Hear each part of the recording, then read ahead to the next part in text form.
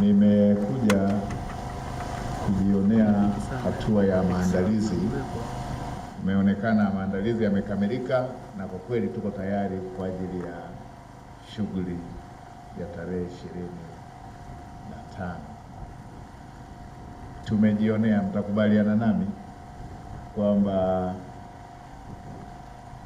kuanzia ratiba ya leo ilipoanzia mpaka hapa ambapo tumearifiwa inafika mwisho, inatuambia kikamilifu kwamba maandalizi ya shughuli hiyo kubwa yamekamilika.